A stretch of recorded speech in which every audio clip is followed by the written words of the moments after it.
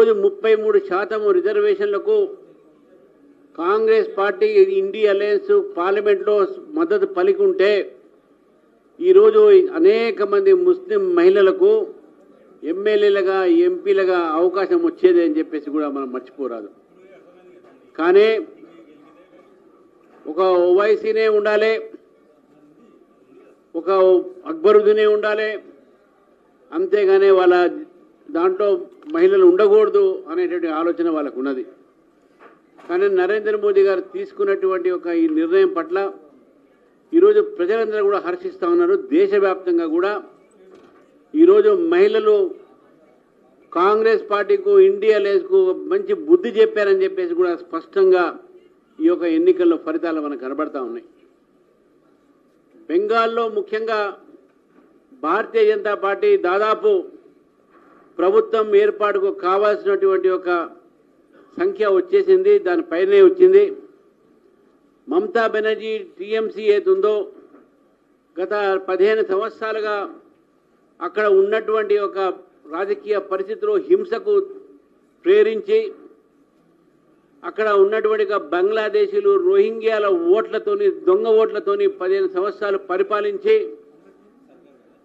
ఇప్పుడు అక్కడ ఉన్నటువంటి ఒక ప్రజలు చంప పెట్టుకుంటున్నటువంటిగా ఈరోజు నిర్ణయం ఈరోజు మనం స్వాగతిస్తూ ఉన్నాం.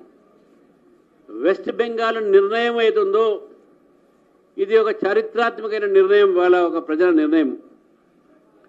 గతంలో భారతీయ జనతా పార్టీకి ఒక్క సీటు కూడా లేని ఒక వెస్ట్ బెంగాల్లో, దాని తర్వాత కమ్యూనిస్టు పార్టీలు 35 సంవత్సరాలు పరిపాలించినటువంటి ఒక వెస్ట్ బెంగాల్లో బీజేపీ అంటే అక్కడ ఉనికి లేనటువంటి ఒక పరిస్థితులు గత ఎన్నికల్లో 78 సీట్లు గెలిచి మరి ఈ ఎన్నికల్లో 180-90 సీట్లు 88 190 పైగా వచ్చేటటువంటి మనకు కనబడతా ఉన్నాయి.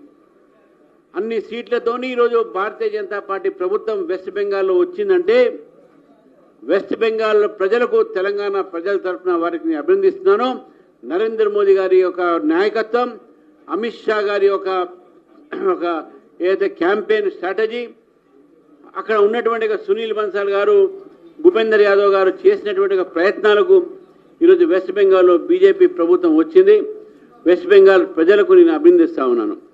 మరోవైపు ఇదంతా కూడా ఈ యొక్క యాంటీ ఇంకమెన్సీ 15 సంవత్సరాలు ప్రభుత్వం ఉన్న తర్వాత ప్రజలకు ఏం చేయకపోగా హింసకు దారితీసి అనేక మంది బీజేపీ కార్యకర్తలు చంపినటువంటి ఒక ప్రదేశం బెంగాల్.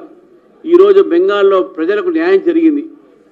ఇటు అస్సాంలో చూస్తే గతం కన్నా ఎక్కువ సీట్లతోని అస్సాంలో దాదాపు ఈ 120 సీట్లలో 90 సీట్లు బీజేపీ గెలిచినటువంటి పరిస్థితి మనకు కనబడతా ఉన్నది.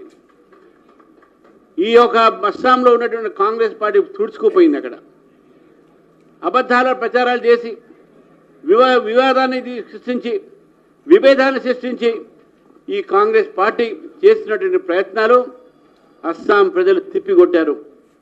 మనం ఇక్కడ గమనించాల్సిన ఒకటి ఉన్నది.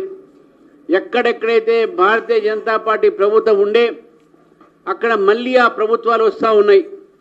దానికి కారణం ఏంటంటే ప్రో ఇన్కంబెన్సీ ఫ్యాక్టర్. ప్రభుత్వంలో ఉన్నటువంటి పార్టీకు మద్దతుగానే మళ్ళీ అదే ప్రభుత్వాన్ని గెలిపిస్తున్నారు.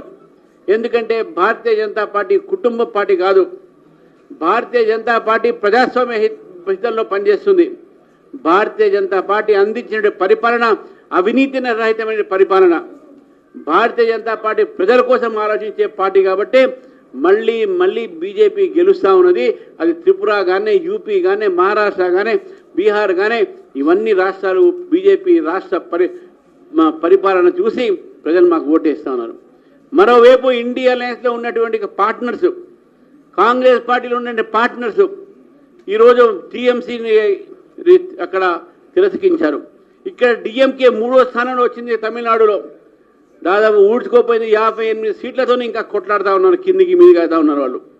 అంటే ఇండియా అలయన్స్ మొత్తం కూడా దక్షిణాదిగా భారతదేశాన్ని దక్షిణాదిగా ఉత్తరాదిగా విభేదాలు తీసుకొచ్చే ప్రయత్నం చేశారు.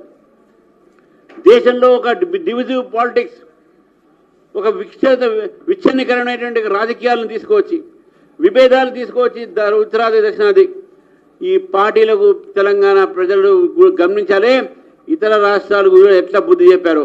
రేపు మనం కూడా తెలంగాణలో ఈ యొక్క కాంగ్రెస్ పార్టీ ఇండియా అలయన్స్ కు బుద్ధి చెప్పాల్సిన అవసరం ఉన్నది. ఈ యొక్క ఫలితాలు చూసిన తర్వాత పూర్తిగా నాకు నమ్మకం ఉన్నది, దేశవ్యాప్తంగా అంతా కూడా కాంగ్రెస్ కు వ్యతిరేకంగా, ఇండియా అలయన్స్ కు వ్యతిరేకంగా ప్రజలు ఆలోచిస్తున్నారు. ఇప్పుడు ఈ 4 రాష్ట్రాల్లో బీజేపీ పుడిచిరోతో కలిపి బీజేపీ వస్తున్న సమయంలో రేపు రాబోయేది తెలంగాణలో కూడా భారతీయ జనతా పార్టీ ప్రభుత్వం అని చెప్పేసి తెలియజేస్తూ